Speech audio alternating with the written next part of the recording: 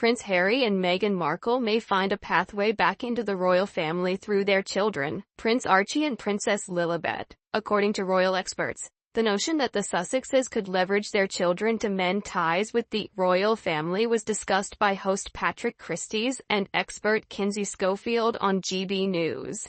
Schofield suggested that despite Harry's personal disagreements with King Charles, advocating for his children's relationship with their grandfather could serve as an ideal re-entry strategy into the royal fold. This theory gains some context with Prince Harry's mention during his eviction from Frogmore Cottage, where he questioned Charles' interest in seeing his grandchildren. Harry's visits to the UK this year, including a solo trip after King Charles's cancer diagnosis, alongside Meghan's decision to stay in the US due to security concerns, highlight the ongoing complexities of their situation. The couple, now residing in a mansion in Montecito, California, navigates these family dynamics as their children have had limited visits to the UK.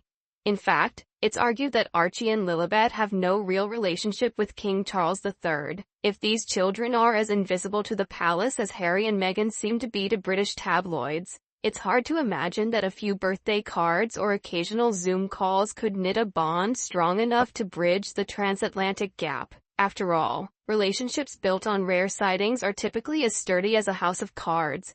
Especially, Meghan has made it clear more than once that she has no plans to return to the UK, effectively ensuring that the children's connection to their British roots remains as thin as the plot of a daytime soap opera. If the children are to play ambassadors in their family's diplomatic relations, one might argue they're starting with a significant handicap, much like trying to play cricket with a broken bat. Meanwhile, King Charles III already enjoys a close relationship with his other grandchildren, who are presumably less complicated to deal with compared to the Sussex spawn. Why would the king fret over the American-based duo when he has perfectly pleasant heirs nearby? It's akin to preferring a stormy sea voyage when you have a luxury cruise liner docked at home. What would be the point? There's no way any of the Sussexes are getting close to any of the Wales. King Charles won't see them without witnesses in the room. Very little to report to Netflix or their famous anonymous sources. Might as well stay home and save the money, because the act of repeatedly airing private family issues for public consumption is starting to wear thin.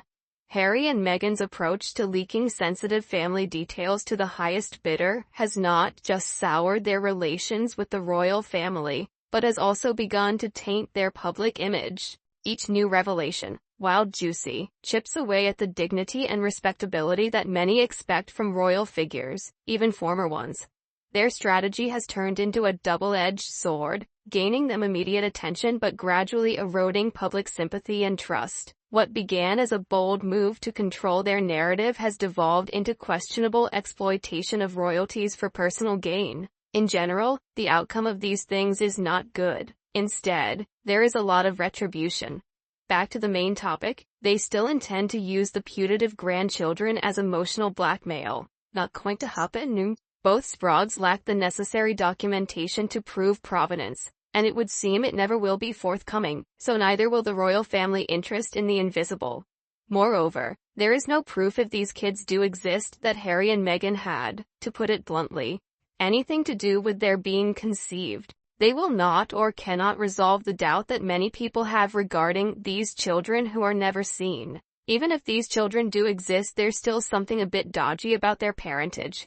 Remember, there is no way back. The family proved that they could exile an important family member and his wife 90 years ago. Don't think there's a problem exiling an unimportant family member and his wife. And the kids? Well, if they actually exist, they have been kept away too long already. William will finish the job when he becomes king. Besides, when and where did this alleged racism take place? Was it when one of the royal family, who they refused to name, wondered what color the baby would be? That is not racism. It is a natural inquiry that quite a few people who are not white have said they have made when a member of their family married a person of a different color. Why would they want to get back into a family they were forced to escape from due to racism? How does that even make sense? Meanwhile, perfect doesn't exist, and using children as blackmail is wrong. The royal family are doing just fine without them. They aren't important, wanted, needed, or trusted, and there's no way back into the royal family after their appalling behavior. Shame. He didn't do it when his grandparents were alive. To get them to their graves knowing what he and his wife said is utterly unforgettable and unforgivable. They reap what they sow. Certainly, Harry and Meghan just can't return to royal freebys. They are not welcome anywhere. No amount of paid PR can change that. The only reason he wants to get back with the royal family, who they publicly trashed for money, is without his royal connections. He's nothing. And as for using two innocent kids to emotionally blackmail his father, is a low trick even for them. Anyway, Meghan and Harry trashed the royal family publicly. It will never be forgotten and is inexcusable. End of story.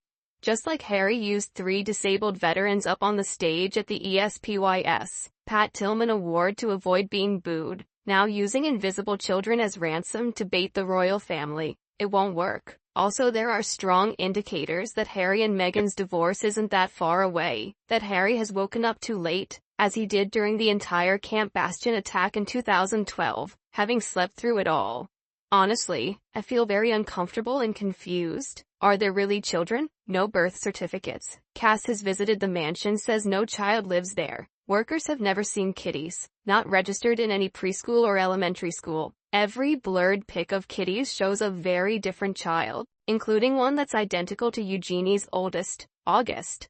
These are questions that need to be answered. Too many questions surround the births and lives of these children. The child known as Archie is supposed to start school this year, yet nothing has been said about this. Is Harry and Meghan going to say he will be homeschooled? Clearly, Harry and Meghan have been trying to use the children as bait, to leverage the king to let them return, from the moment he ascended the throne. What shamelessness. Meghan demanded that her children should have His Royal Highness, because now they were the grandchildren of the monarch. It was their right. The press took up the story and everyone backed Meghan. The king, who just like his mother is an expert on constitutional law, correctly pointed out that it was not a right but at the king's discretion. Meghan was incandescent with rage. This is the context in which Harry said, "Don't you want to see your grandchildren?" Meghan had already organized a fake christening for Lilibet, so she could announce to the press that her children were going to be prince and princess, thinking that if she announced it, the king would have to agree. However, the king had no intention of letting her set up a rival court in America, and refused to be manipulated.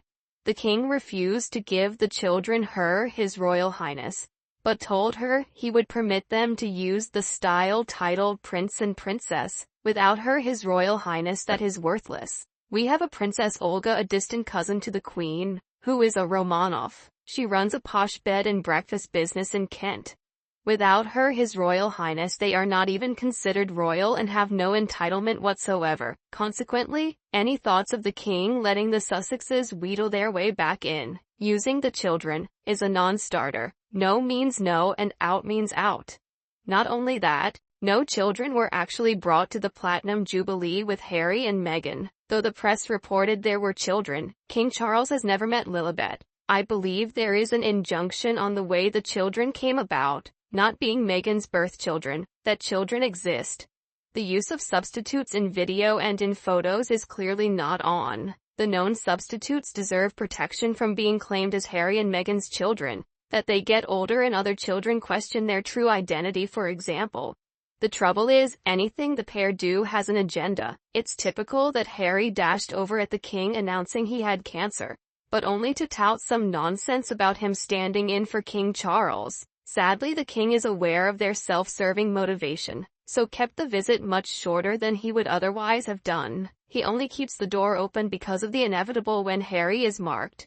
Well, that's all for today's video. Thank you very much for watching our video, and I want to know what you think about these issues. Please express your opinion in the comments below. Hope you will always be cheerful and happy. Don't forget to support us by liking, sharing, and subscribing to the channel. Goodbye and see you again in the next videos.